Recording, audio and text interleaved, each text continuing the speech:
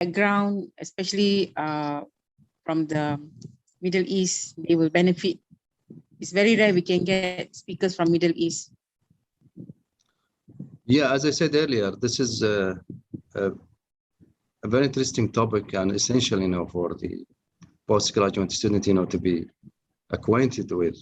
And I hope this is, one of other, serial or sequence discussion or webinars where you have different viewpoints. So the student, they come, because they are postgraduates, so they should have open-minded, and be able to differentiate and discuss, issues from different angle. Yes. I think now with the internet, there's borderless. It's easy to, to invite guests to come. Far easier now. I mean, students, they have no excuse at all, they have all the means, to reach to the primary data rather than secondary, and millions and millions of data, references, sources there. So I never, in this era now, and I never excuse, any student, they say we cannot do this or that.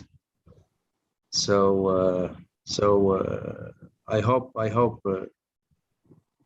they get benefit, from this technology.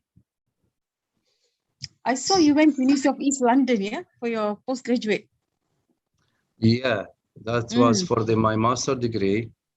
Yes. That was in 1996. I went over there doing master degree. It's because that university, I think they have a good number of Muslim students, yeah, University of East London. Well, actually, the majority of Muslims in UK and Birmingham. Birmingham is the second largest city after London. Yeah, Birmingham. Yeah, Birmingham. That's where I got my PhD in Aston University School. It's a very famous school in business in UK. They have excellent rank over there.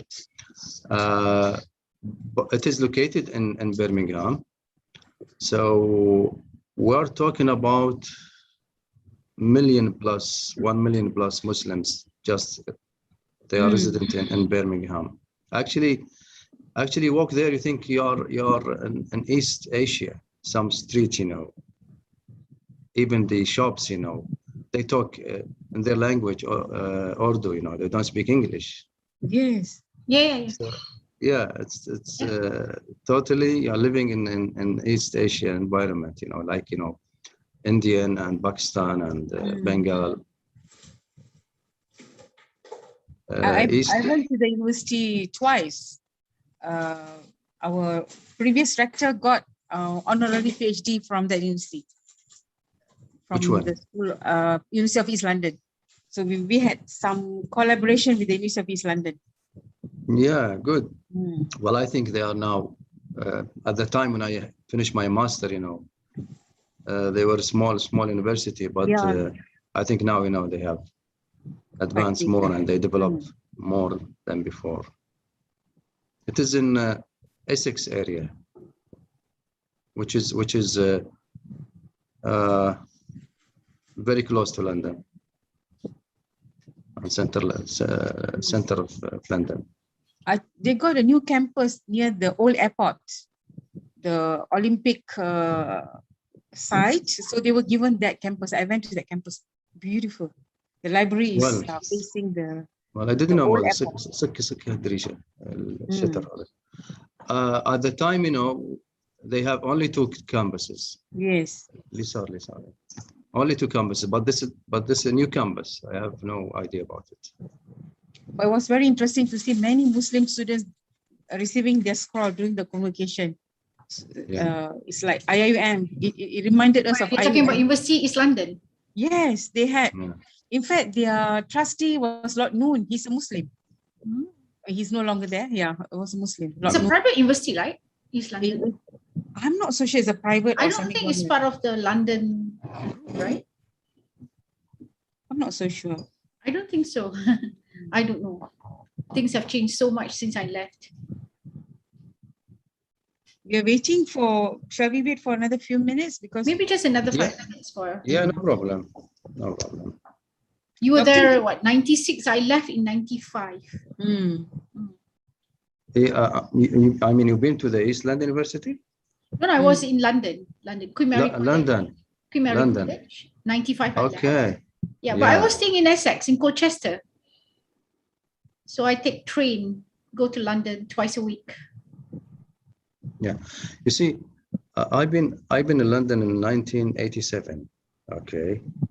Where I start my flight engineering study in West UK, a place called Bristol. And I graduated in 1990. Then after that, I went to the state to complete my study. So, and come back again, to London. I've been, on and off to London more than 17 years. So I know every square inch of it. I mean, UK, I'm not talking about London itself. I know places more than, British people themselves. I'm there. Because I like to travel by car. I've been all over UK, Scotland, North, Wales, South. North is Scotland is more beautiful, landscape, and the people there, they are so friendly. And actually, they are, they are tribes, like our culture, and they're very generous, Mm. Yeah, they are, not like the British people.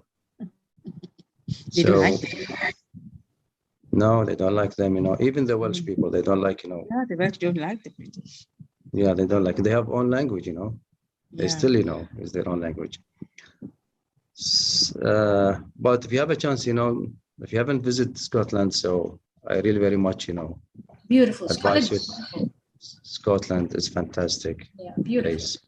Very, very beautiful, very nice place. And the people, there, they are so friendly. That's true. Mm. Do you want to start, Prof. Ainur? I think so. So Dr. Fahad, you would like to speak for, how long would you like to speak, and we open the question and answer session, because I noticed that Prof. Ida allocated 3 hours for you. 3 hours. It's until Yeah, 5:30. it's punishment, They are punishing me. I don't know why. So I was wondering, wow, how can we torture him for 3 hours? So how do you want me to? 3 hours? I didn't realize that, because everything was. 5:30. I was a bit shocked myself. Yeah.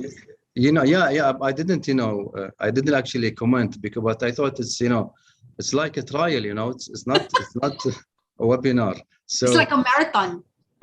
yeah, but maybe it's gonna be 40 minutes, 45 minutes, where I have introduction. Then I'm gonna briefing, talk about research, in general, what the guideline for doing research in general. Then I will talk about later on, make the difference conducting this research in the Middle East. So it's good, for them to refresh their mind, about what is the research is about and what is the theoretical and conceptual framework of doing research. Then after that, we'll focus more on the region. So maybe it's going to be 40 minutes, 45, depends. Yeah. And that, I prefer, open discussions better than, lecture on them. But this is important for them, so they can grab the concept very well. Yeah, There are not that many participants, but now a lot of the presentation are recorded and it's going to be circulated anyway. So the number of participants that we have with us does not matter so much, because eventually there'll be more people, benefiting. That's right. Yeah. You remind me, 2 weeks ago, I participate in diploma program, which is organized by Electronic Academy in Turkey, in Istanbul. They are very active, actually. They have several diploma programs, and this diploma is for 9 months. So I was giving, 5 lectures of principle of management, Islamic management. Okay. It was very, I mean, the attendance, over 80 or 90 was, okay. And there are some PhD, attendance as well. So it was very nice. Maybe you can collaborate with them. See, they're very active, and it was very good program actually. And it's still running now, because one topic is just principle of management of Islam. They are teaching, lecturing about Islamic economic as well. Okay, so if you're interested, I can give you more information about it. Sure. Don't worry, it'll be nice. And, yeah, and it is all streamlined, and it is in the YouTube now, as you mentioned. So Yes. it's always there for them to come to come back again to it. So we will give you the time that you need to speak, and Yeah. I will not control your time, and then we'll wait for questions. Let's make it a free and easy program so that you will have your, you say what you want to say, Yes. share with the students, and then later we can open for question and answer. So you will take about 1 hour for the talk? That'll be enough. Yeah, 1 hour, then we open for Q&A, so that will be more interactive. Yeah. So shall we start? Yes. I think people will be coming in, but we can start first lah. So let them just join in. Yeah?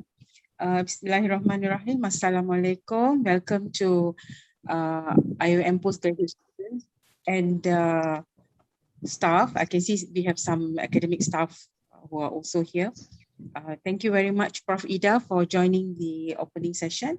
I'm sure I would like to invite you to open the session, but I'm sure you wouldn't want to do it, because I know someone told me the Dean of CPS don't like to do opening remarks.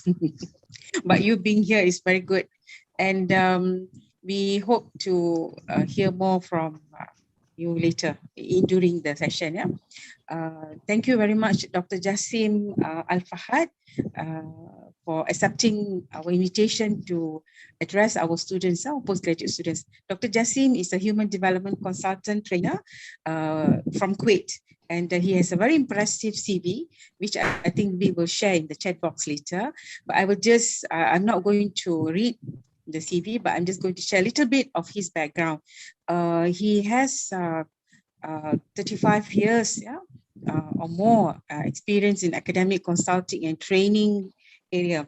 And his area is strategic management, technology management, leadership performance management and appraisal, and human resource management development. Yeah, and his vast knowledge, especially the skills he utilized in conducting research for his postgraduate studies while he was doing it abroad, away from the, he's from Kuwait, so away from the Gulf countries.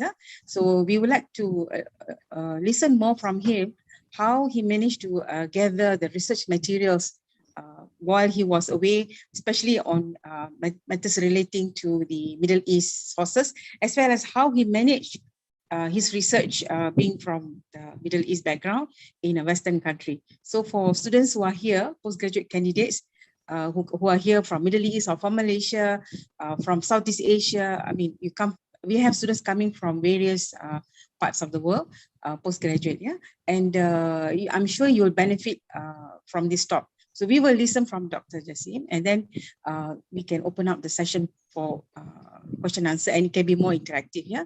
So without wasting much time, I would like to invite Dr. Jassim, who will be sharing his experience with us. Thank you, Dr. Jassim. Please, you're most welcome. Thank you very much, my sister. Assalamu alaikum wa rahmatullahi wa barakatuh. I am very pleased today to be among you, and thank you very much for having me for this webinar. And it's a good start for long-term relationship with the Islamic University of Malaysia. I want to make a small remark about the topic. It's a very wide topic, and it is very difficult, to just cover all the aspects of conducting research in the Middle East. And I just need, to clarify something that, I'm going to talk today about my own perspective and from my own experience. So we're going to share this together, inshallah. But it is good, to advise, to look from different angles, different perspective, because as I say, of, debatable issue about, conducting research in the Middle East. So we try our best, to cover as much as I can. So I'm going to also share my own experience, in this matter. Please, at the end, feel free to ask, any question which is related to the topic, and I'll be very glad, to assist you in the answering as much as I can. So I will start first of all, to introduce myself. Let me just share the screen with you here, the presentation.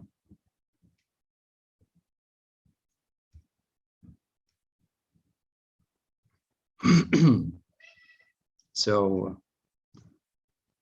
the webinar talk today, we're talking about the skill for conducting research on the Middle East, what and how. I will talk just a little bit about myself. Currently, I am associate professor in Başakşehir University. This university teaching in Arabic, actually, language in Istanbul. I'm not sure if you are aware of this university. It's been there for 10 years now, and they have, undergrad and postgrad degrees in Islamic and Arabic science and business as well. Also, I'm visiting professor for various international academic institutions and local as well. I've taught, in various local academic institutions, as I mentioned earlier. I have several publications, but they are all in English, nothing in Arabic. Currently, I'm group CEO, one of the companies in Kuwait. They have several companies, so I am currently the CEO of that group. I just joined, 3 months ago. Also, I am the consultant of the Deputy Prime Minister and Minister of Defense in Kuwait, in the government of Kuwait. Also, I'm senior consultant at Public Authority for Sport in Kuwait. I am certified as bilanguage trainer. That means I give training in both language, Arabic and English. My previous work, I am retired colonel in Kuwait Air Force. I retired about 10 years ago. And also, I volunteer in various NGO institutions, acting as the deputy of the chairman. As far as my education, I earned my PhD in Technology and Operations Management from Aston Business School in UK. That was in 2004.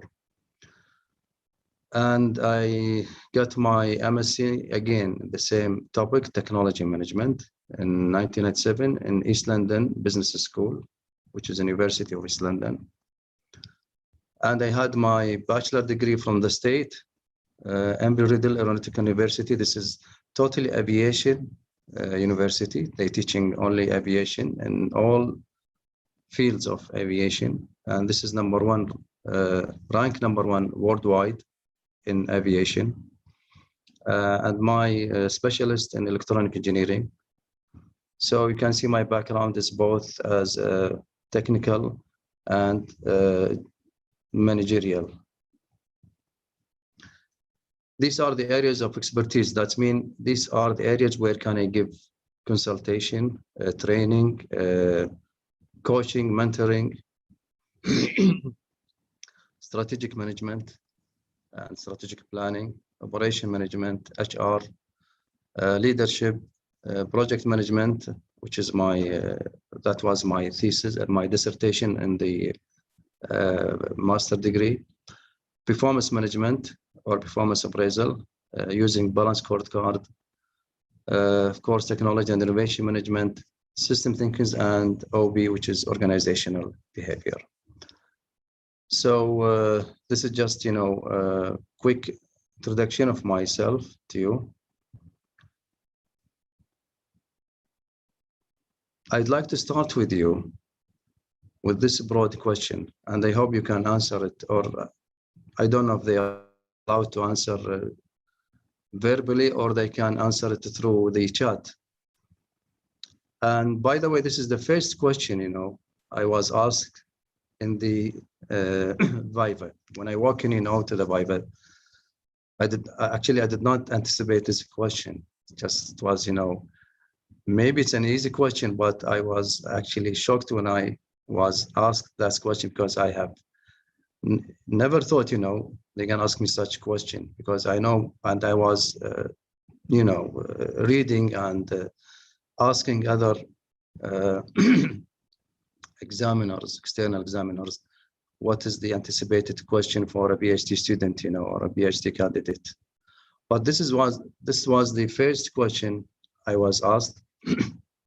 They asked me, what is a PhD all about? I'm not talking about, the abbreviation.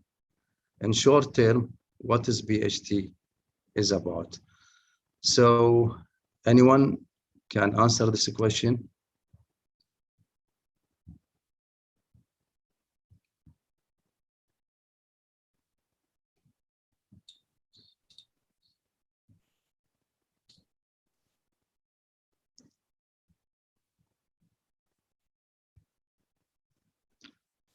Maybe you're shocked like I did,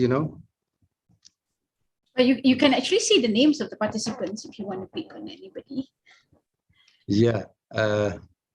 Yes, I see them, but I'd like them, to Volunteer. Yeah.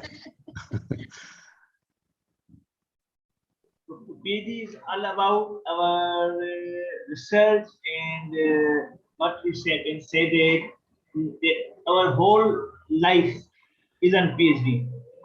We have to very much involved in the research, and then if we have a right path, then it's okay. If we have go wrong path, then we have to take a time to go back to the right path. Okay, thank you for sharing with us. I just need, a simple answer. I mean, from your own perspective, I believe you are all, postgraduate student, and you are pursuing, PhD. So from your own perspective, how do you see PhD actually? Because this is, I mean, later on, I realized this is a very important question, what is PhD? It's not something, when we just, like to be, like other people, like to be, called doctor or professor or whatever. It actually has a simple meaning. In a simple term, what do you think about it? Someone has raised his hand or her hand. Sir. Yes, please. Thank you. My name is Hakim Kolaole. Yes, Hakim. Thank you, sir.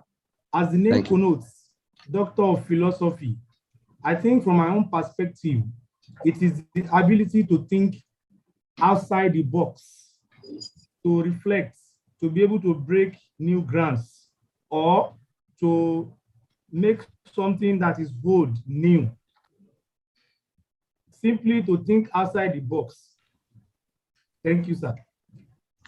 Thank you, Hakim. Thank you. This is one way of putting PhD. Again, I'm not looking for the official, or what you've been taught in the textbook, what's PhD definition. It's how you see it actually, because it's important, it's part of your life now. So, and it's gonna be all the way till you finish. So the concept is very important to know what is really PhD is all about. All this, efforts, all this studying, you are putting your time, you're putting, finance, a lot of, responsibilities, communities, friends, colleagues, academic staff.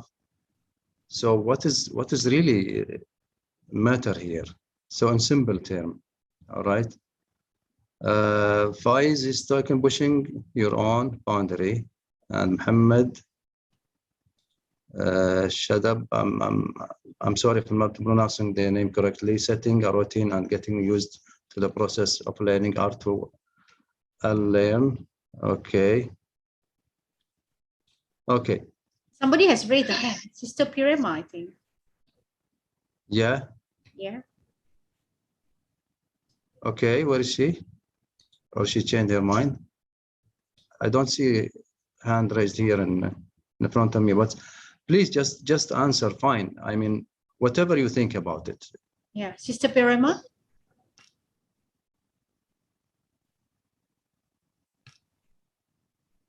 You no longer want to respond? Assalamualaikum. Alaikum salam. Salam. Okay, Doctor. PhD is, according to me, PhD is all about to find a solution for a specific problem. And through this PhD journey, maybe we can learn so many things. The most important things, we can learn something, how we can solve something with patiently. Okay, thank you. You see, yeah, you have different perspective.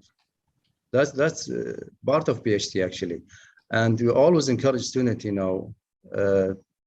not just to be guided by the definitions they read in the textbook or they learn from their supervisor. Okay, that's why I encourage, because you are carrying your own research, and part of the research is able, to think critically. And as I said, that question was the first question I was asked, when I walk into the Viva. Okay, so thank you for participating in the answer question. If you ask me, and this is the answer which I've been given, after I was asked this question. And as I said earlier, it was quite surprise for me because I was not really ready, for such question. But I paused for a moment and I was thinking, yes. I mean, I spent 4 years thriving, for my PhD in UK, and it wasn't easy, neither pleasant journey, but then I thought, yes, I haven't thought really about, what is PhD is about really. Then I answer, with just 2 words, my answer after deeply thinking. I told them the way I see PhD is a research license. I mean, that's what I see it in my own perspective. This is my opinion. It's a research license whereby the results you came up by the research, you make is authenticated actually, because what this research methodology is about and how to collect data, how to analyze data and the rest, So if I put it in a very simple term, it's a research license like any other license, but it's an academic research license. What you have mentioned, yes, it's correct. Okay, but again, from different angle. So this is how I see it. Actually, it's a research license, and why I'm saying so. It's very important, to know that, a PhD holder, the main objective is to do research, communities, and human development based on the research, not just teaching. So that's what's actually been misconcepted by many PhD holders that I have known and work with. They think their primary duty is to teach, whether actually doing research for 4 years, they don't actually or directly, you learn how to teach, you learn how to become authenticated researcher. So I hope I made my point clear here. Okay, and as I said, it's very important of every student, PhD student, to know what's PhD and what is entailed to be a PhD student and PhD graduate later on. Okay, thank you for participating. Let's move on now.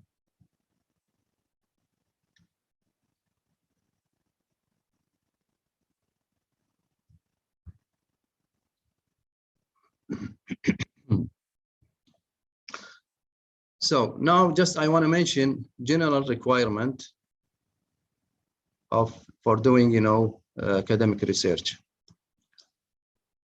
You need to be able to work independently, to plan, organize, and manage time. And that's what I learned from my supervisor. Previously, I wasn't able, to work independent. I was depending very much on, instructors. But for PhD, it's very important to be able, to work alone and organize your time accordingly. You also you need to be able to identify relevant research for your topic and define the research question or research hypothesis. We will talk about it in more details in short. You must be able to make judgment and be selective. Again, we'll talk about it in more detail now. Critical thinking. A lot of students, they lack, the skill of critical thinking. I've seen it, on my PhD students and master student, and also colleagues, think critically is very important, which means you have to probe deeply in the area that you want to do a research about it. Look for relevant variables, data related, how things they are not work together. Be able to analyze things more than shallow. You have to go deep. All right. So major skill for student, they need to be able to think critically. Actually, of course, you need to communicate the findings either before or after or through your field work. Try to present, a clear, coherent discussion in an academic manner rather than on argument. Okay, stay away from argument. Make things look more professional, academic way, like systematic way rather than argument. That's also which related to the next point. Express your ideas. Reasoned argument that's based on facts, not based on emotion or prejudice. Look for data to support and facts to support your discussion. Relate issues to your subject area. Again, that's depend on focusing and narrow down the area which is going to be covered now.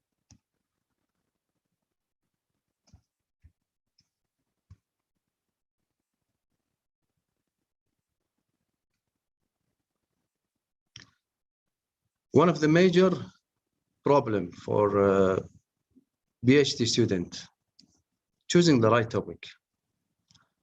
I'm sure most of you have been through this dilemma, let me say, or put it this way. Choosing the right topic, it's not very easy. But there are some rules here which guide you to choose your topic. You start with the very wide topic, then you have to go and narrow it down. So the success of your PhD depends very much on choosing the right topic. This topic, you need to be motivated. You should be enthusiastic because PhD studying it takes a longer time. I mean, for full time, mine and others, take between 4 and 5 years.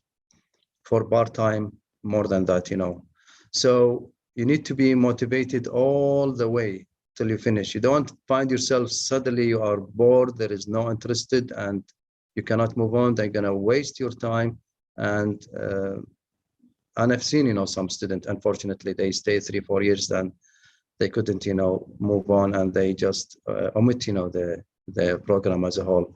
So they waste their time, and they couldn't, fulfill their ambition, to get the PhD. So first of all, make sure your topic it's interest enough for you to move all the way till the end. The second thing, which is important, you need to look at the topic. It shouldn't be too wide and shouldn't be too narrow. If it's too wide, that means you will not be able, to set the boundaries of the research area. If it's too narrow, you find yourself suddenly there is nothing you can add more, or it is very limited. So drawing the boundary, again, it's not an easy, but it's an important task in choosing your topic. And again, is it an interesting area of debate, again, which is related to motivation here. Look at what has already been written on this topic to make sure no duplication here, because originality is very important and the contribution of knowledge is important here. Also, you should plan carefully, you should have a strategy, 4 years, 5 years. How are we gonna conduct your research? How are we gonna finish it? And there are some practical issues you need to be aware of, like, the feasibility of doing this research, the time's gonna take, resources, etc. And also there are some ethical issues I was gonna see later on, which is actually depend on topic. So choosing the right topic, it is the key success factor in finishing your PhD successfully.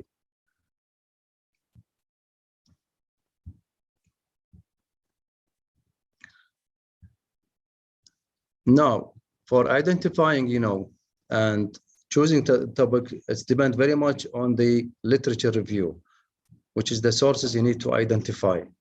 Generally speaking, there are two types of sources: primary sources and secondary sources. What do you mean by primary sources? Primary sources, they are original documents or contemporary documents, documents or data which is not yet been processed or analyzed by researchers.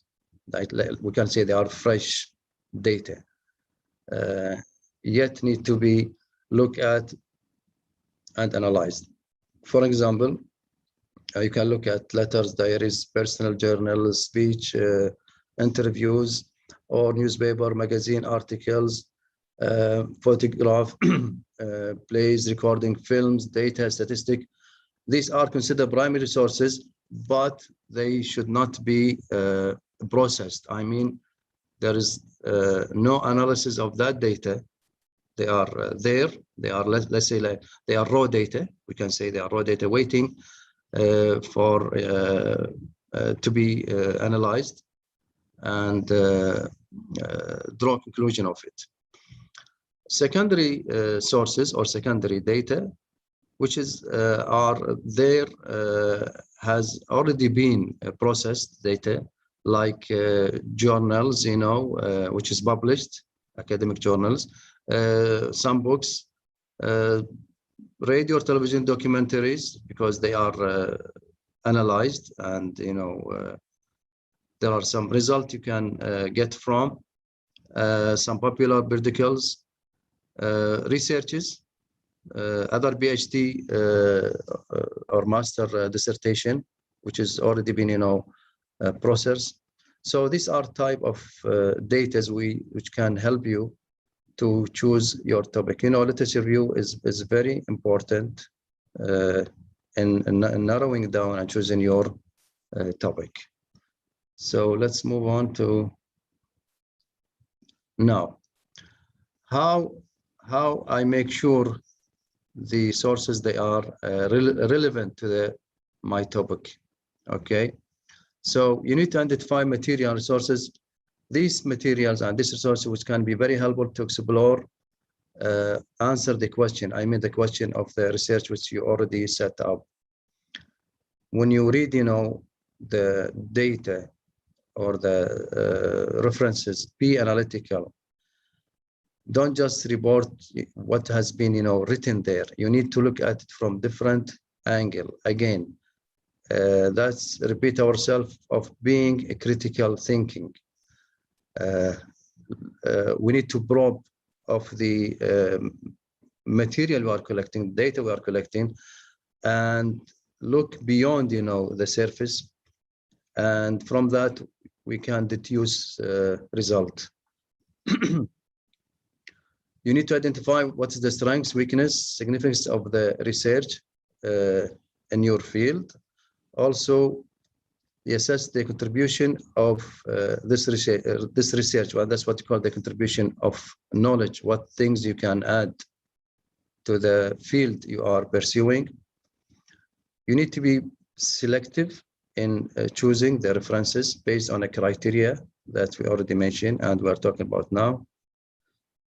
Consider what helps to clarify issues. Consider what's going to answer your question. What things you add to current debates in your area of interest. How does this help you to explore the topic? Is it going to be helpful for you to explore more? How things going to be related to your chosen topic? And in what way does the material differ from and similar of other material? So choosing, the right references for your research, again, it's an essential factor of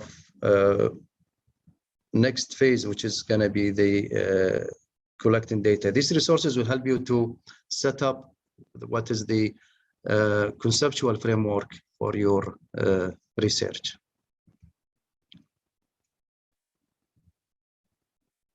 Let me share with you my experience, in narrowing down the topic, defining the topic of my PhD, and searching for the right sources. I start with technology management as a whole. That was the first area that I was looking for. When I started my PhD, I spent the first 6 months just reading, and this is what my supervisor actually advised me in the first meeting we had. We met for a few minutes, then he said, okay, see you later, good luck. I mean, being a fresh PhD student, I have thousands and thousands of questions. I don't know from where to start, actually. Then I said to him, okay, when we're gonna meet next time? Because as I said earlier, I didn't have, the experience of work independently alone. I used to, and that is what's the problem actually of our system learning in most Middle East. It is not a learning environment, it's actually a teaching environment, which is, we depend very much on the teachers, even in the universities. And that's one of the major obstacles, for students, to pursue their postgraduate, to be able to work independently. So I came to UK, with the same set of mind that, the supervisor is actually just like any other instructors. We're going to pave the way for me, to finish my PhD. So I thought it's that easy. But it's kind of a shock for me when I met him. He said, he just introduced me to the system and to the library, and to the facilities around the university. Then he said, okay, thank you. See you next time. I say, okay, can you tell me when's next time? Then he said, okay, let me look at the my agenda. Then he said, okay, we're gonna meet in 3 months' time. I thought, I mean, he was joking. 3 months' time. What I am gonna do in 3 months' time? So I said, 3 months. Said yes, 3 months. I thought, is there any way earlier? Says, no, I'm sorry. 3 months time, gonna see you. And I say, okay, what am I supposed to do till we meet again? He said, go and read. Read. He said, yes, read. Read and narrow down your topic. Your topic is so wide. You tell me, he said. Come again and tell me what you have done and how would you narrow down the topic. You see, again, maybe I need to talk a little bit, about the difference in system in Western, actually, in PhD. In the State, for example, and that's the question I asked my supervisor, what is the difference, between US and UK in, doing PhD? He said, PhD in the State, they push you. They push the student. While in UK, we pull you. I say, how? He said that the State, their system is that based on similar, of the undergrad. So you have to take some courses, do some exams. Then at the end, you present, a dissertation, and that's it. He said most of the universities do so. While in UK, no, it is by your own. You manage your time, you plan your research, you plan your activities, you work independently. That's how we pull you. Okay, so that's actually, I've learned a lot, Yeah, I admit it wasn't a very pleasant experience, but I taught myself, to learn independently. So I spent, 6 months just reading every day. I walk and go to my office in the postgraduate institution, and daily from 9 a.m. till 11 or 12 p.m. I just read materials, collecting materials, sorting them. At the end, I have read more than 3,000 in 6 months, more than 3,000 materials, data, primary sources, primary data, secondary data.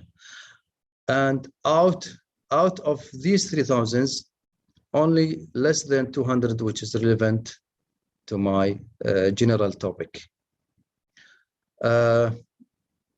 Of course, it wasn't, all successful, but I have learned a lot. Actually, the least, I have learned is I improve my language, English language, and I improve my written skill as well. So to show you, this is an example. I start with technology management as a general topic. Then I focus on the technology transfer process. So technology transfer process, actually, it's a two-way process, either from developed countries to developing, or developed to develop as well. So I decided to focus on from transferring technology from developed to developing countries, because Kuwait, which is my country, is a developing country. Then again, it is a vast area to read, and I narrow it down, okay, as I said, to a technology transfer within the developing countries. I'm not talking about the developed now to develop. I'm talking within the developed countries, looking at the technology transfer within developing countries. Again, this is a vast area. I narrow it down, looking at the factors which affecting the success of the transfer process. Again, there are so many factors. Still it is wide for a PhD to cover. Then finally, and after more than 6 or 8 months, of refining the topic, I decided, finally, I'm going to look at the technological capabilities assessment, which assess and evaluate the technological capabilities of the developed country, which help them to transfer technology successfully. Of course, it took, 6 to 8 months with the aid of my supervisor and a lot of efforts I have put. So finally, I defined the topic. So this is a journey of defining the topic. So that's what I'm saying is, when I say it is very important, you know, to define your topic exactly, draw your boundaries, because if it's too wide, it's going to be a mess. You'll be lost somewhere, and if it's too narrow, you'll find up in the middle of your journey. There isn't really much to explore anymore.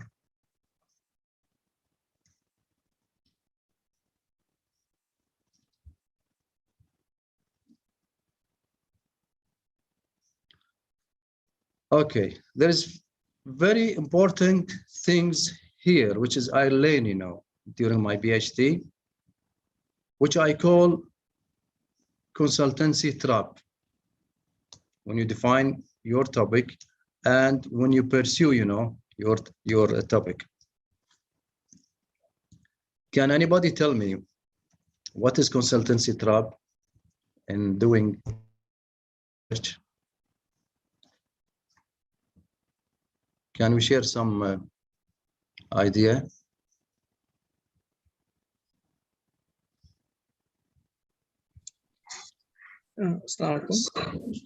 Alaikum salam. Doctor, what I understood, I mean, about the consultancy trap, maybe if you choose something, if you choose a topic, then when you go to our supervisor, potential supervisor for the consultation, then they will change the topic and they will give some suggestion. Then maybe we will come back and we'll find a different one. Then we'll go. That's through this way, just, you know, going on. I think that's the consultancy trap. Just what I understand. Thank you. Thank you, Hussein. No, I want to try. Yes. Yes, thank you, sir. Thank you very much. Yes. Again, Hakim is my name. Yes, Consultancy Hakim, yes. trap, to me, I believe it has to do with after you have defined your topic, perhaps you are discussing with your colleagues, maybe your PhD, your mates, your colleagues, those who are also researchers like you, and you are asking them, you are consulting them to know their view on it. They may want to, you know, give you another idea that will now trap you into, box you to a corner where you will not be able to make an hedge. Thank you, sir. Okay. Thank you, Hussein, and thank you, Hakim, for sharing your opinion with us. Anyone else would like to share and participate here? Because it is a trap, and maybe some researchers, you know, or PhD candidates, they are not aware of it, you know. So we just need to tell them to be cautious about it, especially, you know, when they go for the Viva. I mean, of course, it depends on the supervisor. They should let you know and raise the red flag, you know, and guide you. But it's good to know this, you know, ahead of time, so we don't fall in this trap. All right. Okay. Then let me explain what I mean by consultancy trap. Looking at this second slide here, you see, there is a difference between consultancy and research. So the difference is that, you know, the consultancy actually, it involves, you know, the application of existing specialist knowledge, okay, or existing expertise to the particular needs of client. And I should put, you know, a line under this word, needs of a client, particular needs of a client, okay? And it's not something that where you generate a new knowledge or what we call contribution of knowledge, because every research, PhD research, has to contribute something new for knowledge. Otherwise, it's going to be repeatable for any other research. So consultancy, you know, you narrow down the research to fit a specific client, not even, a specific sector or industry. It is like you are doing consultants for organization or a company. So you narrow it down, you deviate from the research design, which at the end you find yourself that, it's like you are doing consultants for organization, rather you are doing something for like, contribution for knowledge. So actually, consultancy is essential, for commercial arrangement. So the client here, expect result from the consultancy project.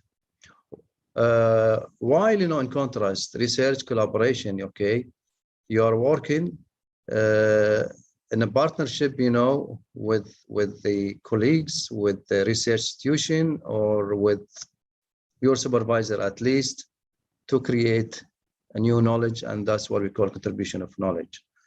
So this is a trap. It is actually, sometimes it's not clear. So this is where students need to be aware of and ask your supervisor to set you away, from fell in this trap, because consultancy is not a PhD research at all. Okay, I mean, yes, PhD, holders, they can carry out consultancy, yeah, but not their thesis is about consultation. So I hope this is clear for you. Just be aware. I'm sure, so your supervisor, they know this, and but at least as a student, you should know this, and be careful not to fall in this. You find yourself, after all the efforts, you have devoted, you are suddenly find yourself, in this trap. Okay. Looking at the literature review, there are so many methods for roadmap for a PhD or process of PhD, where you start and from very beginning till the end. I just, collect some example of them. Okay, the research method where you define your topic, you narrow it down, gather data, you have your research question or hypothesis, and start to analyze it. Again, this is another model of conducting research. You see the steps, it depends. Some of them, they make it short. Some of them, they just make it, a little bit more details. And this one is very simple and very obvious. And this is the one model which I really like, because it's very simple to the student, where it shows you step by step, all the way from identifying your problem, all the way to writing up the thesis or writing up the report. Okay. So having you define your topic, and you decided on the boundaries of your topic, then you need to set your research plan or research design. It is very important to state what is the purpose of your research, and that again will reflect on what is the contribution of knowledge that your research will contribute to. Then you go through literature review. If you have some preliminary research or preliminary field work, you need to add that, and this is also can be helpful for narrowing down your topic as well. Then after that, you go and define your problem, set up the theoretical and conceptual framework for your research. Maybe you need to formulate hypotheses. And by the way, when you formulate hypotheses, you need to test them, because you don't really prove them, you just test the hypothesis. Then you need to choose your right research methodology. And it's very and extremely important to choose wisely. Research methodology, it is the core of your research. Most of the external examiners, they focus on research methodology. because they want to make sure, you know, student, they have done the research themselves. As I said earlier, remember when I say what is the PhD is all about? Research methodology, it's grant you the research license. If you know how to do research methodology, you are on a safe side. It's a wide area. There are so many techniques and methods of doing research methodology, but it is extremely important you choose it wisely. I'm sure you know, with the collaboration of your supervisor, you can choose the right research methodology for your topic. Then after choosing the research methodology, then you start, you know, collecting your data, you start to analyze the data, making the conclusion and deduction, then you write up your thesis. So these are mainly the research design or research plan for your PhD. Now, one of the major skills you need here to manage your time wisely and manage your financial resources wisely, I mean budget. So time is everything. You have to manage your time because it is a long process, 4, 5, 6 years, whatever, to take a lot of time and effort from yourself. So you need to set a schedule and try to follow it wisely. You need to be realistic. How much time do you have? Because most of the students, you know, they have a work, so they need to be able to adapt, you know, their studying, and they adapt, you know, for the trying to finish, you know, and doing the research wisely. So make sure you adjust your time. And it's like a schedule, you know, but schedule for at least 4 or 5 years. It depends on your condition and circumstances. Set up your calendar, okay, and plan your budget carefully. So again, one of the major success factors, you know, in accomplishing your PhD is to have a right calendar with the right financial plan.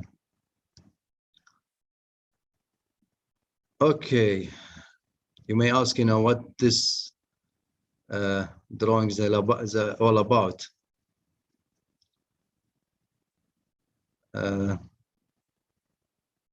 Well, let's see. Anybody want to have a guess what I meant here?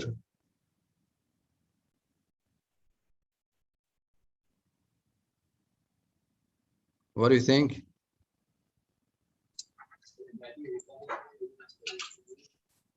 Professor is not satisfied with the output.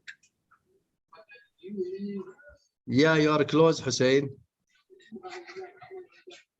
You are close. Anyone else? MashaAllah, I mean, there are more than 36 participants here, and I only see 2 or 3 they are. Yeah, even many more to watch it directly on YouTube Live. The professor is dissatisfied with the quantum of the resources he has consulted. Okay. Yes, Hakim, thank you. Professor is looking to his candidate what he is doing, and if he's not doing well, then he have some. You say that he is not satisfied with his student. Okay, thank you, Dr. Imran. Yes, I see someone has a chat here. Let me check. What is it? Okay. Faiz Naqib, jealous of. Faiz said he's jealous from the comfortable workspace student.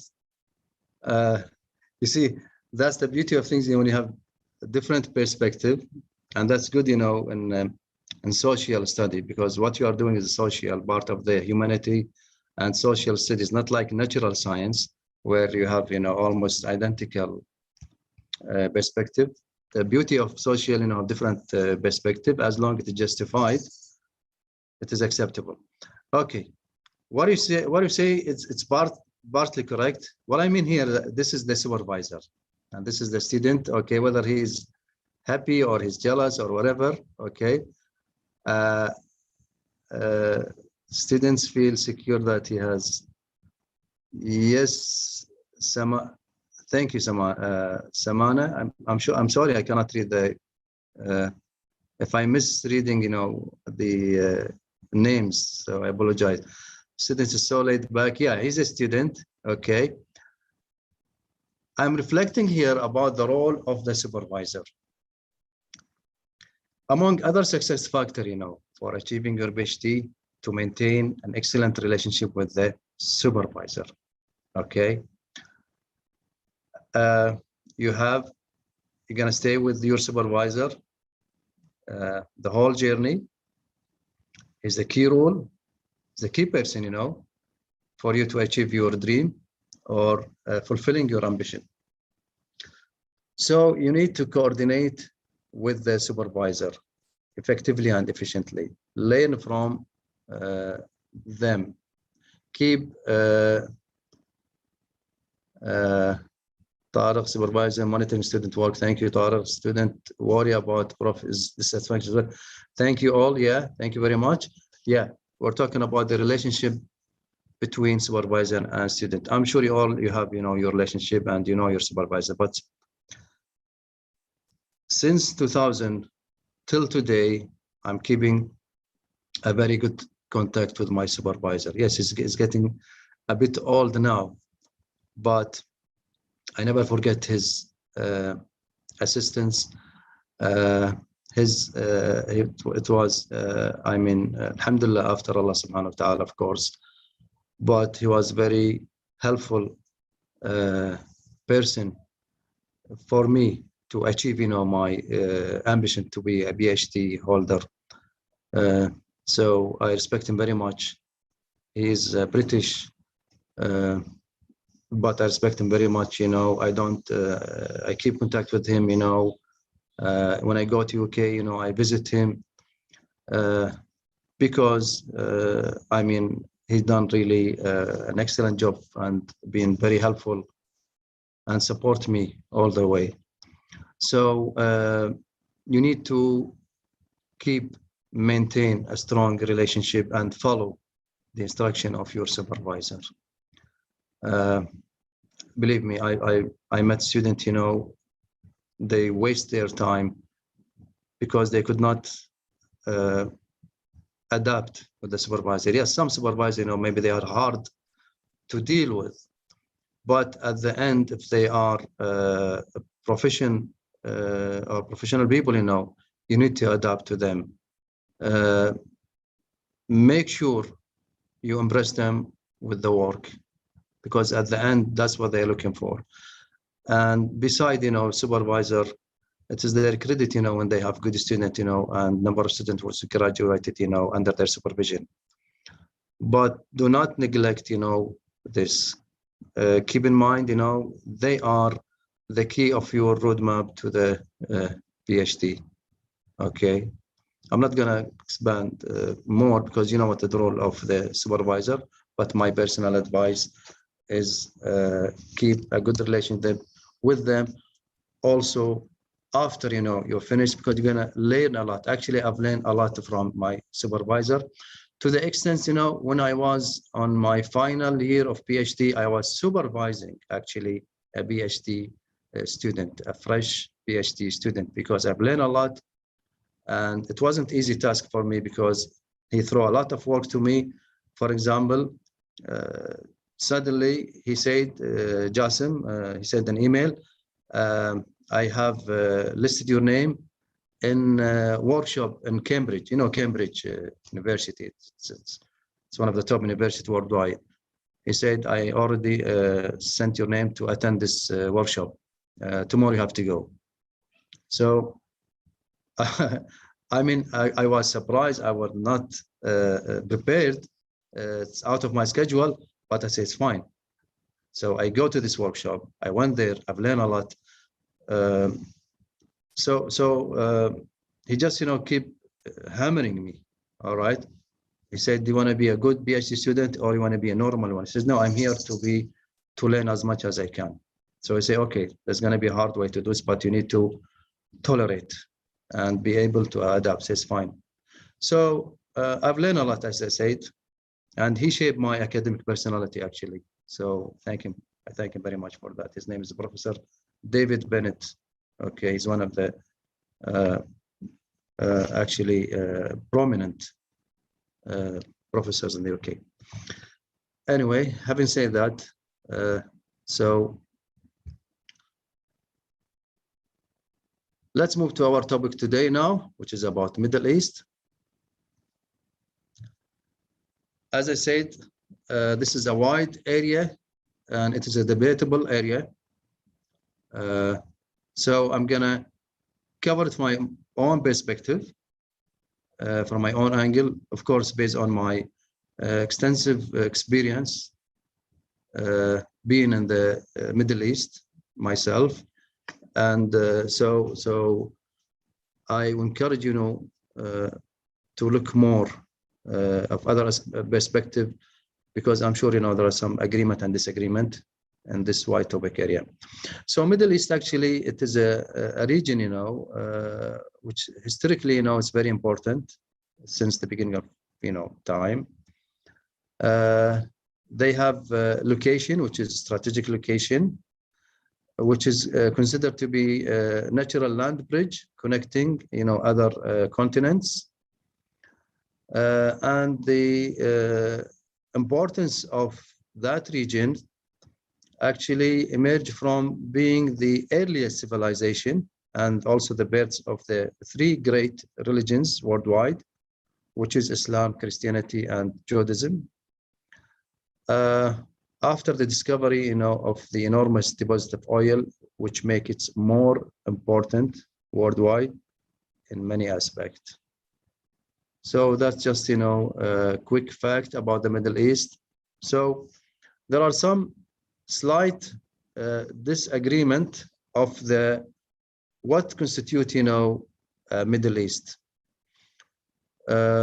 So we can say now mostly they agree Middle East countries encompasses these countries. You can see, of course, all the Gulf area country, which is the 6 Gulf areas: Saudi Arabia, Kuwait, Oman, Bahrain, Qatar, UAE. These are the Gulf. Yemen included. On the other side, the most of the Arab countries, I think, except of 3 countries, they are not part of the Middle East. And for me, for example, Djibouti and Somal, I don't think that does make sense, because they are very close to the Middle East and they should be here. Somehow, all these countries, they are constituted as a Middle East. So if you are doing your research and you are looking for the border of the Middle East, you are looking at these countries. Okay, so everything we're going to talk about which related to the Middle East, we're talking about these particular countries.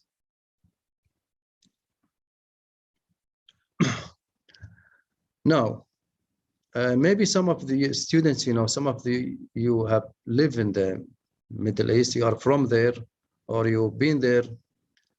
Maybe you have some knowledge about, the Middle East and the diversification of the Middle East. But for conducting research there, these are very important information you need to know about the Middle East. Wealth. It's extreme difference in the wealth among Middle East countries. The one we just listed. There are extremely wealthy countries like the most of the Gulf state, and on the other hand, there are poor countries like say Yemen, for example.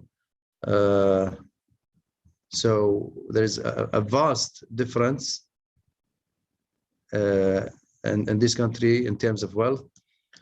Political system, again, there's a vast political system. Some countries, or actually very few countries, they have democracy. Kuwait is one of them.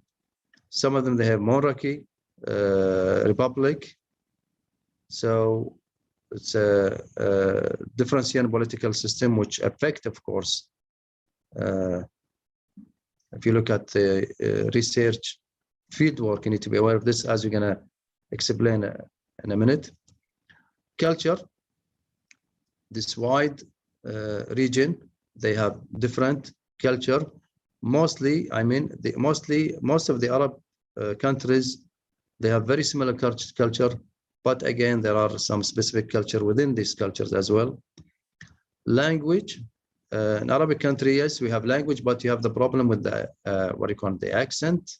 They're different in the accent. So, although they speak Arabic, but the accent is different. Religion, as you mentioned, there are differences in religion. Education and literacy. Some countries they have highest percentage of education and education system, well-established education system. On the other hand, you find countries, where literacy is a major obstacle over there. Demographic-wise, mostly of the Arab countries, they have prominent of tribes belonging, like state Gulf, they are very much tied to their tribes. Ethnicity, of course, again, is there, and different in the infrastructure of everything.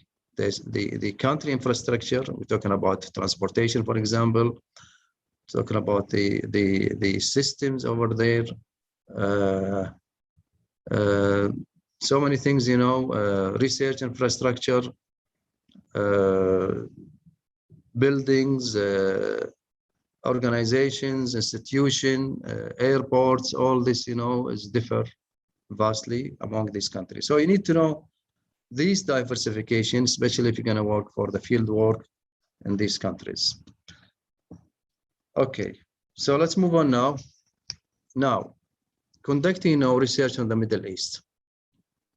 As a student or as a PhD student, you need to be carefully comprehended. You should be very well know and understand, these elements or this factor which really can affect your research. Religion.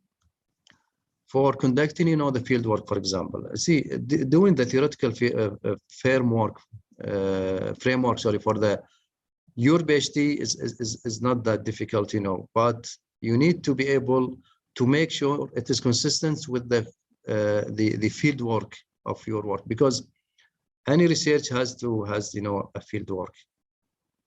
So you need to make sure, to avoid problematic issues related to this factor. For example, religion. There are, as I said, even within one religion, there are differences. So just be cautious not to probe deeply on the differences of this religion, because it is considered on some countries as a taboo, okay, something they not tolerate actually. So just make sure don't fall in this again a trap of otherwise it's going to be the students will be accused of discrimination. Politics, again, some countries you are not allowed to talk politics. You are not allowed to criticize the political system over there. Tribals, you're not allowed in some countries, especially in the Gulf state, be cautious when you're talking about the tribals. I don't know what is the nature of your research, but make sure if you want to talk about, the demographic, for example, you're not criticizing, the tribals. Rulers, be very cautious if you want to talk about the history of the rulers, because some rulers, historical wise, they don't want, you know, to share some, you know, events in their past. So they're not allowed, you know, to explore. Of course, you cannot criticize traditions and customs, at least publicly. So be aware of the tradition and the customs of any region or country you are conducting your research. Also, you may find some censorship from the authorities on the research.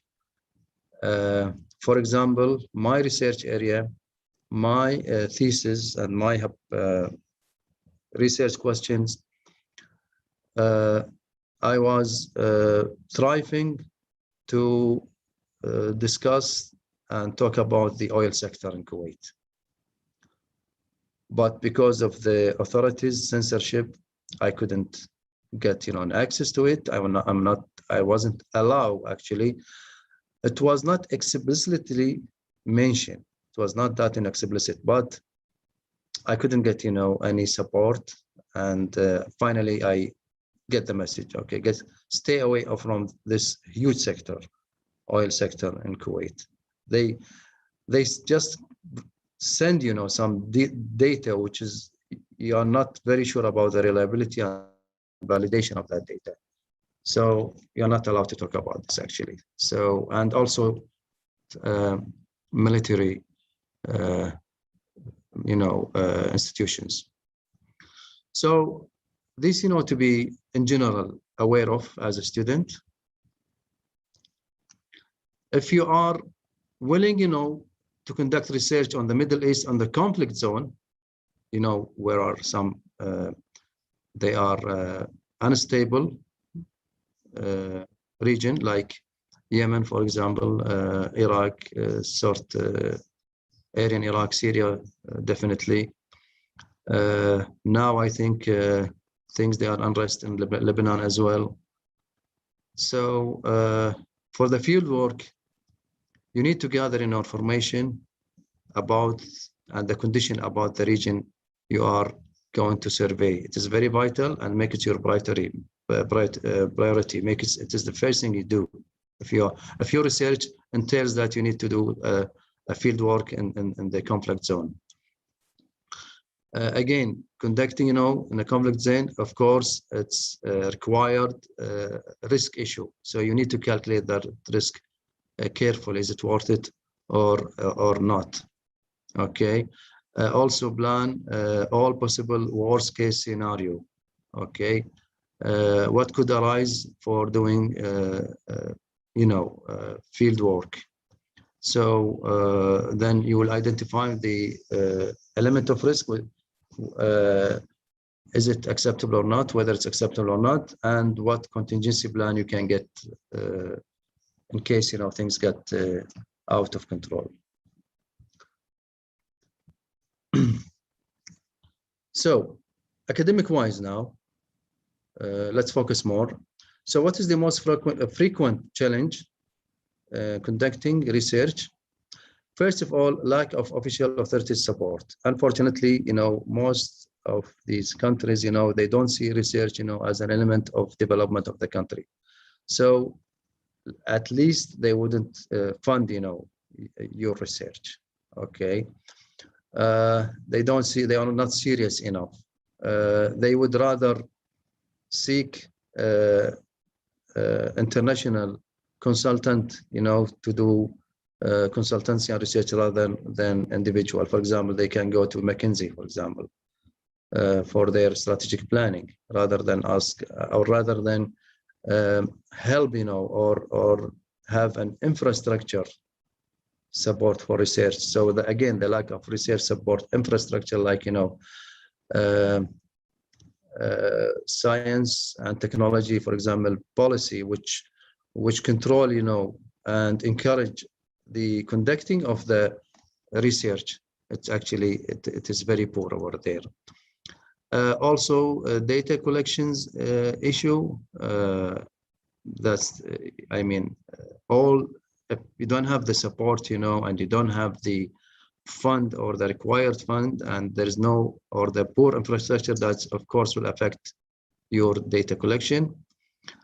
Access to data or access to sources and references, there are so many issues you need to be aware of. For example, previous researches, maybe it is not available because, as I say, we go to the first point, lack of their support. For example, when I finished my PhD, I came back to Kuwait and I tried to disseminate, my PhD. I actually printed, already. And wherever I go, for prominent, institutions, try to, give them this. They are not really keen or they are not interested, So actually, I don't know where can I find, or where can I give, my 4 years, of hard working and findings. And this is actually a critical research talking about the technology transfer. And you all know that, the region, they are very poor in technology and technology management, technology transfer. They are dependent very much on the developed countries, and transferring and purchasing their technology. So I thought it's a vital area which I can contribute, but unfortunately there were no serious enough, to keep it, as a reference for others. Also, validity and reliability of previous researchers and data. Unfortunately, there are a lot of PhD theses or researches. They are weak in research methodology, and so that will affect its validity and reliability. And for librarian systems in the Middle East, again, it is poor. I mean, I went, one of the government, I don't want to mention the name of the university, but it is government university in Kuwait. I went, for checking references for my PhD. I was shocked. That was back in 2002 for my field work. And I was shocked when I found out they still having, this index card, This is a very old system. At that time, it should be everything digitized. But I was shocked really to find, this is big library. And they still have, this card, for looking for the right reference. So that's indicating a poor librarian system. And of course, this is also can be applicable in other countries as well, which is again back to the lack of official support. Also, from my experience, I would strongly advise students to follow up qualitative methodology rather than quantitative, because quantitative approach is not appropriate because they are not really serious enough to fill the like, for example, when you send a survey, they are not genuine. They are not actually professional in filling, or respond to the questions. So you end up with not reliable source of information. So, and that's what led me, my thesis is about qualitative to avoid, such flow, because qualitative, for example, when you conduct an interview, this is the primary data you are collecting, and it is reliable actually. But quantitative, actually, it is high risk in affecting, the findings of your research. Also, there are lack of qualified statistical analysis services or person there. If you decide to follow quantitative, there are very few, that will be helpful, and these are most of them, they are not very qualified. Also, very poor network of researchers. Where can you exchange, ideas and information and, discussion? The diversity of the region, as you mentioned, it's a wide area. So that's a challenge you need to take into consideration. Language barriers, if you are not Arabic speaking, not just that, also the accent, difference in accent could be a barrier. And culture diversity, culture, again, you need to be aware, as I mentioned earlier, of difference in culture. So make sure at least the region you are conducting your field work, that you know the culture of that region very well, so you don't run up in a misunderstanding situations. So I hope, as I said, able to cover, what is the essential for conducting research in the Middle East. As I said earlier, I have illustrated, in general, just a review of what is the research is about, and the process and the model and the design students need to be aware of, and shed some light, on the Middle East region and the conducting mainly research and the field work over there. And again, I would repeat and I say, at the end, this is my own perspective based on my own experience. And I do encourage, for all of you to further explore, other perspective which could shed more light on that area. So thank you for the listening, and now open for questions. Please be free to ask any relevant question. Alhamdulillah, mashallah, brother, I'm so impressed with your presentation. I learned a lot. Not only the students learned, I myself, I learned a lot from your experience, which I can share with my students. Our students, please take this opportunity to ask questions from our doctor, our guest speaker. I'm sure you will benefit when you ask questions and with his answer. Please, don't feel shy. Feel free. This is more of an interactive session. Yes, I'm here for you. Okay. Yes. I mean, we work together, with the institution, over there with the supervisor and the organizer, just to help you. So please feel free, to ask questions, and we are very pleased, to guide you to the best of our knowledge. I think there is a question in the chat box. Okay, let me check this. I have a question from Sister Fatima Muhammad. I have a question. Is there any specific resources or database that we can refer for our literature in topics related to the Middle East? Well, this is Fatima. Thank you for the question. Of course, for the database, I think, the university, there's an access, for journals, for the Middle East. But again, it depends on your topic, Fatima. Okay. Unfortunately, you see, Middle East, as I say, they have the infrastructure is poor, for a student, So I myself, I spent 2 years, for my first degree in UK. I didn't come back, just on holidays, because their infrastructure for the references and database is excellent, actually. I mean, for example, if there's any references, I want, which is not available in the university, I just, for example, for, British library, it is the giant, library in the UK. So I just, forward this request, to the staff, and within 2 days, they just send me, the references. So research is really about references. So they do really a great job in the Western countries, for helping, students, to achieve their target by providing them with the resources. So yeah, you need to look, depend on what is your topic, Fatima, exactly.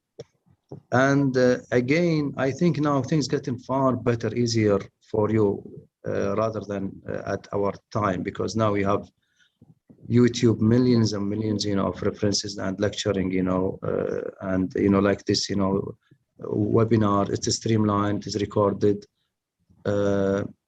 So maybe your supervisor will be helpful for review topics. And Fatima, I'm not sure, are you asking before or after you have finalized your topic, you're choosing your topic, or you need to narrow it down or filtering?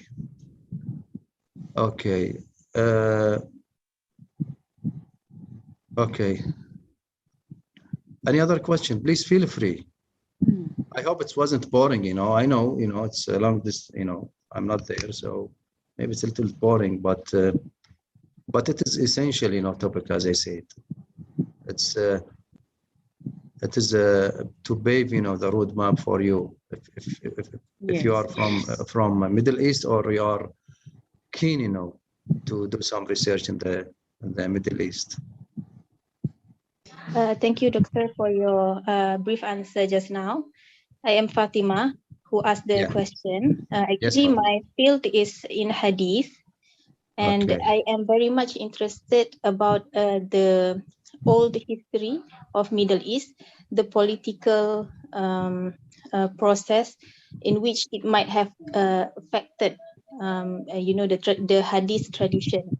So that's why I was asking about like reliable sources in which I can refer to the old or the ancient period where there was Rihlah Hilmiyah and also Riwayah. Yes. Yes. Okay, Fatma, thank you. And I really wish you very good luck in your pursuing.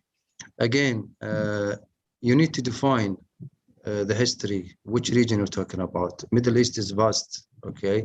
As I explain, I show you, you know, it is expanded, you know. There are some countries and some like Turkey, like Iran, you know, they are not Arab country, so they have different culture and different language, and I'm sure they are not part of your research. So you need to define the region very well.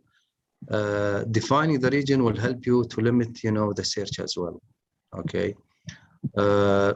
Looking for the history, which era you're talking about, I think because I'm not actually a Sharia graduate, but I think the Malik Faisal institution in Saudi Arabia, they have a very good sources for information.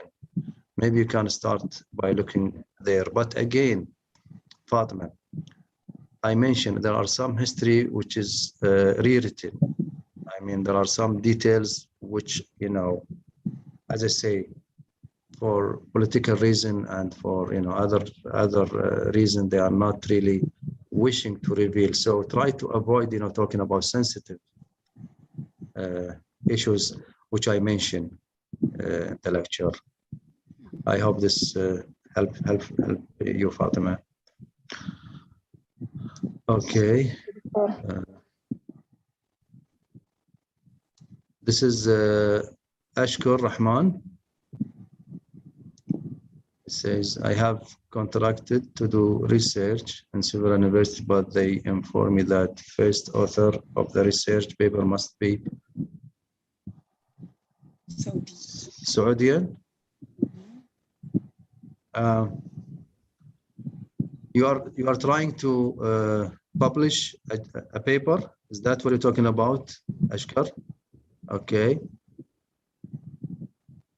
What university? It's better if you can talk, Ashkar, better than writing. Yeah. So I can understand exactly how can I help you here, because I don't think this is true, because there are so many articles, you know, and journals, periodicals. First authors, they are not Saudi. I'm sure about this. They are, you know, foreign. So I don't think this is correct. I don't know which university. Is it Saudi universities that you contacted? But I don't think this is correct. No, this is incorrect, and this is doesn't make sense at all. Maybe Ashiko can speak up. Yeah, I prefer Ashiko to ask the question. Switch on your mic. Unmute your mic. Nobody will penalize you. Yeah, exactly. Yeah, Yeah. because it's better, you know, to listen directly from you, so you can explain better than writing. Assalamu alaikum, Prof. Walaikum Can you salam. hear me? Alaikum salam. Yes, Ashkar. Ashkar, tfadal. Prof, I already talked with King Faisal University. I already did a research with them. And first author was the research was funded by a project. And the first author was from the Saudi. And at this moment, I have also contacted one professor from King Abdulaziz, and she gives me the same requirement that the first author will be from the Saudi, and mainly the professor will be the first author, and I am going to be the second author, where I am going to write the research and everything. But she is going to pay the publication fee.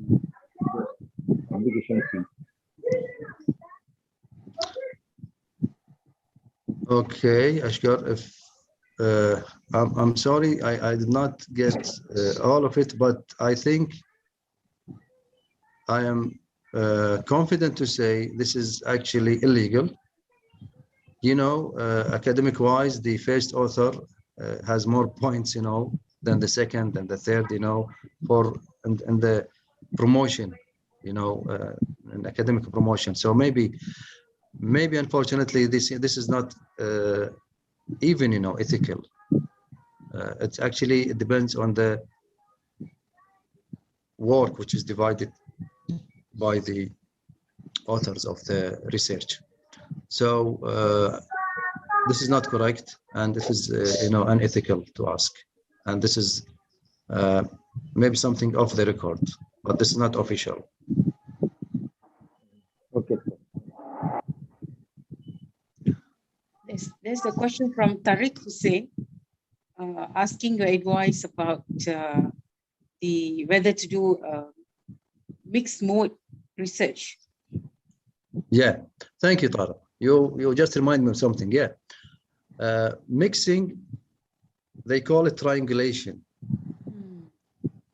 Mixing methodology, it's called triangulation, where actually you mix between qualitative and quantitative, which I kind of, you know, use a little bit, but mostly it was qualitative. As I said,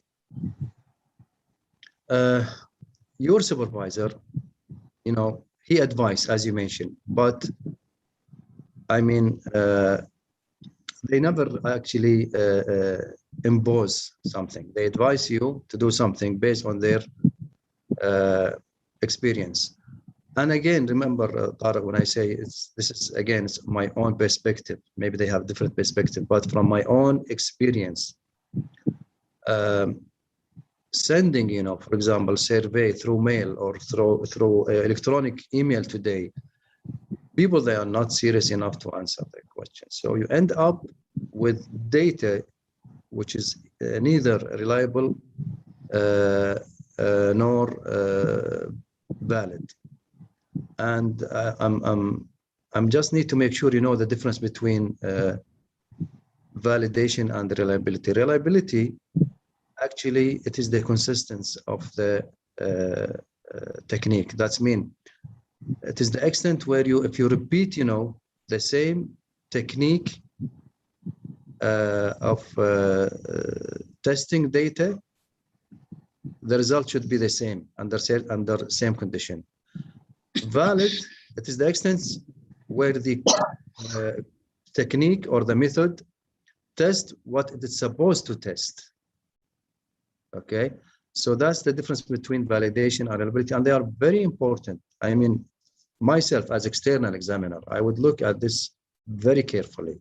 I want to make sure, you know, as I said, PhD is a research license. I would not ever grant that license to the researcher who does not know the difference between validation and know the reliability, which is the main important thing. As at the end, actually, it is not the topic itself matter for me. It is the research methodology which is matter. So it is, I advise all of you to spend a lot of time learning, you know, the different technique and methods of quantitative and qualitative, and be able to choose wisely which one is suitable for your data collection and data analysis. And I would advise, you know, to go for a qualitative to make sure it is valid and reliable. I hope this answered the question, Tariq.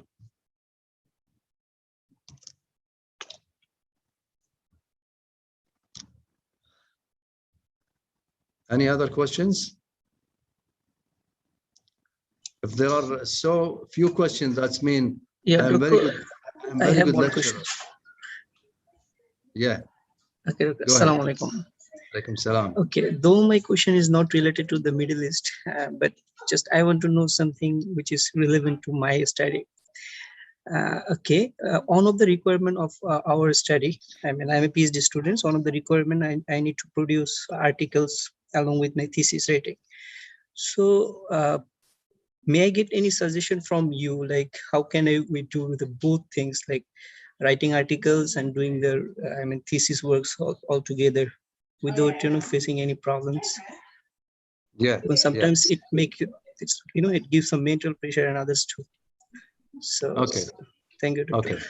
Thank you, Hussein. Let me just correct something for you. I don't consider these problems. I consider them challenging. Okay. So don't think it is a problem.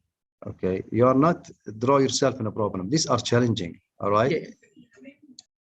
Yeah, it's challenging. Sorry for that word.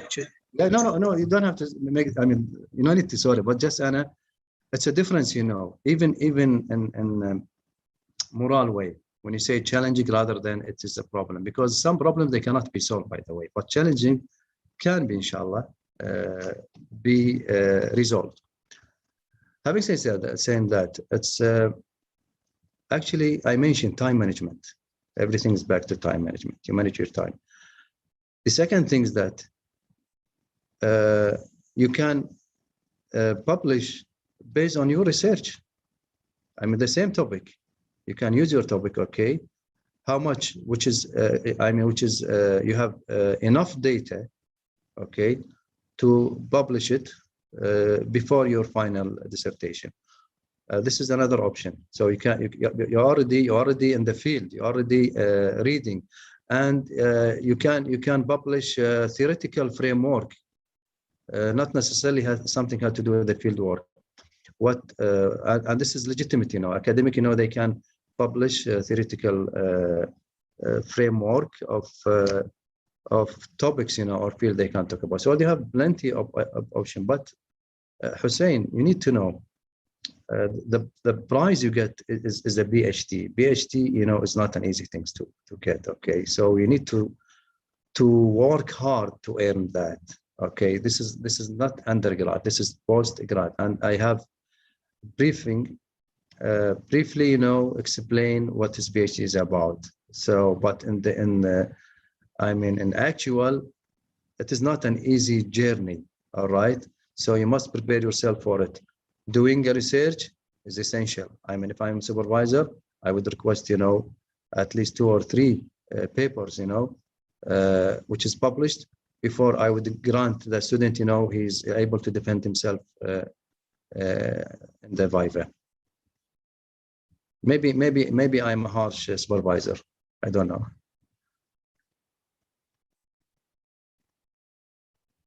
Okay. Thank you, Doctor.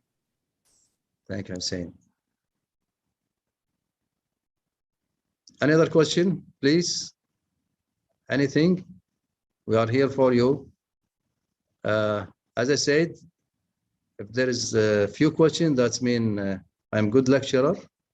I deliver my message, which is I'm not sure about really. So it's all, the webinar is about open discussions, not about lecturing actually. And this is opportunity here with all this esteemed organizer, around you now. So please just don't be shy and we can learn together. Myself, I learn a lot, from these activities.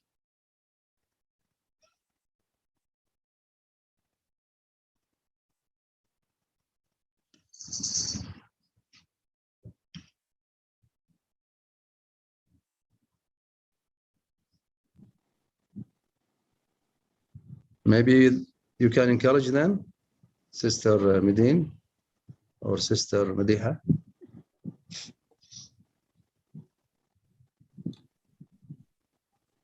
Perhaps they have exhausted their questions as well. You have been an excellent speaker. Yeah, Excellent. Of their research, some in the middle and some still figuring out. Yeah. So, yeah, I think your talk was, to me, was a very, very wonderful session. And I don't think we want to stay until 5:30, isn't it, Ida? Yeah. And I think a lot of us have difficulties conducting research on the Middle East. Even trying to get collaborator or partners in the Middle East also quite tough. And we trying to, it's easier to get speaking engagement or research projects from Europe or UK or US, but it's very, very hard to put even one foot into the Gulf region or Middle East region. So I think the difficulties goes beyond just PhD, and even, bidding for research projects after that is really, really tough. Yeah. But you have Yeah, that's correct, and that's what I have. That's when I already, mentioned, they are not serious, the official, like government and other institution, it's kind of luxury, actually, kind of a luxury, especially the wealth countries. Yeah. Like, Gulf state. There are some modest, approaches, or they have some institution, just to say, yeah, we have, some institution for research and development. Actually, that is very poor. I mean, you can look at and I have some statistic, which is not really recent. I couldn't even find a recent because, again, there is no reliable source for getting this data. The statistic about the research and research publication in the whole Middle East, specifically in the Arab region. They found out it's constitute less than 2% of the GNP of the country. So it is less than that of Spain, actually, okay? Which is really shame, actually, find out, shame. The thing is that, as I mentioned earlier, most and majority, I'm talking about in my country and some countries around, I can confidently speak in some countries in the region as well, because I have friends over there. The reason, the academic staff in the university, they are conducting research because of the promotion. Otherwise they are just, teaching. And the PhD is not about teaching, actually. You don't have to have a PhD to teach. Actually, there are excellent teachers. They don't have, PhD or a master's degree. But because it is a rule of thumb here in the region that's, enabled to be university and able to teach, you have to get, PhD. So that's, affect sharply on the research activities in the region. And unfortunately, these researchers, they are neither valid or reliable, as I mentioned earlier.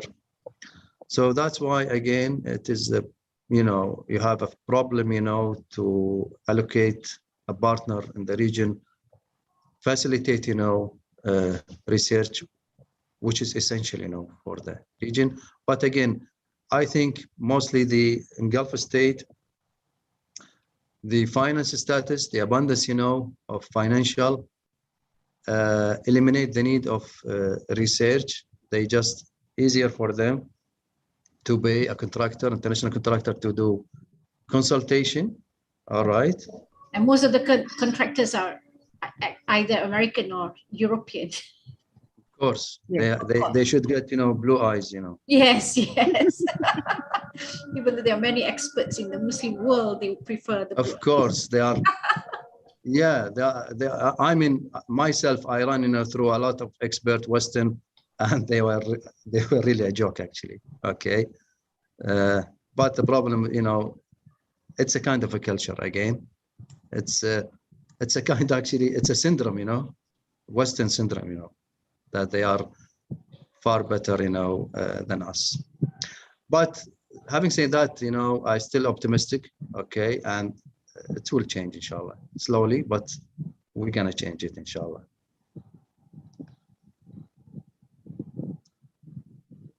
Thank you. We call out for any more questions. Is there any question? I think we should release our guest speaker because he's exhausted. Oh, not at all. I'm actually enjoying, you know, the discussion. Your presentation was very, very clear and covered, I mean, research methodology as well from the beginning. And I think the students benefited a lot. At the same time, it's recorded and it's also, we also doing live streaming on YouTube, I think. So I think the Center for Postgraduate Studies will share this with all other students. I think the topic, when you put the Middle East, make people worry. But actually, from your presentation, it's a very holistic coverage. Yeah? I mean, in fact, I like when you touched about consultancy as well, because that's your experience, you're sharing experience. So we saw both angles, one for PhD research as well as consultancy.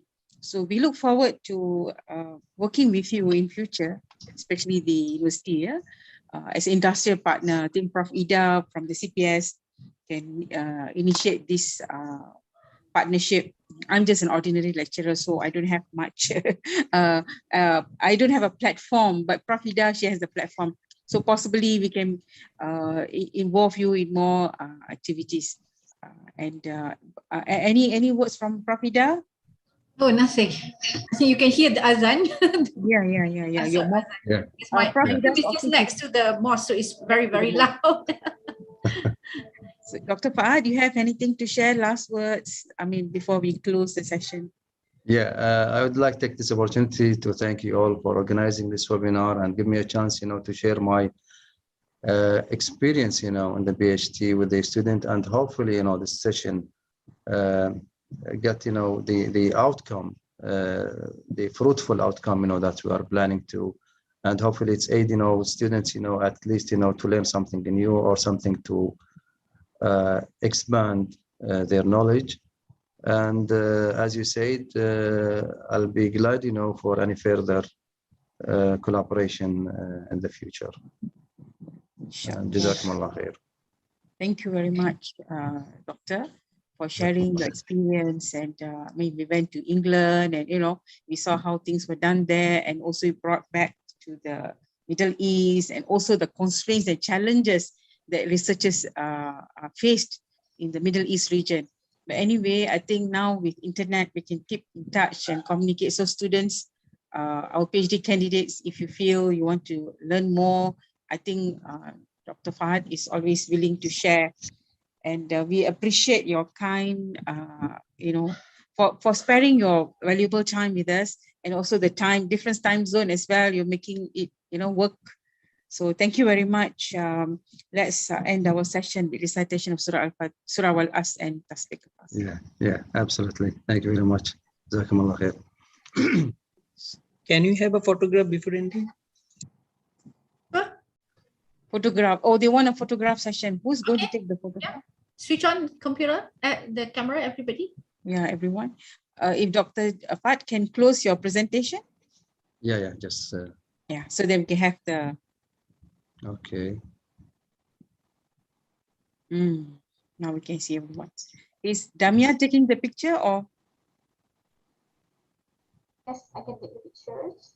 So, now we can see all the enlightened faces.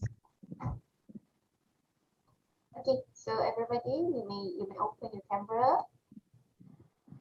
We count 1, 2, 3, ready. Okay. Sister Mehraj, Brother Helmi, Dr. Imran. Let me take another one. Okay, everybody ready? 1, 2, 3. Okay, thank you. Thank you. everyone. Assalamualaikum. Thank you. Assalamu alaikum. Dr. Fah, Thank you. thank you very much for joining. Thank you very much. Thank you. I wish to Thank meet you. you again. Thank you very much. Thank you. Inshallah. Jazakumullahu khair al-jaza. Thank you very much. أجمعين إن شاء الله. Thank you. السلام عليكم. Assalamu alaikum. أجمعين إن شاء الله. حفظ الله. السلام عليكم. Thank you very much, speaker and Waalaikumsalam. organizing committee.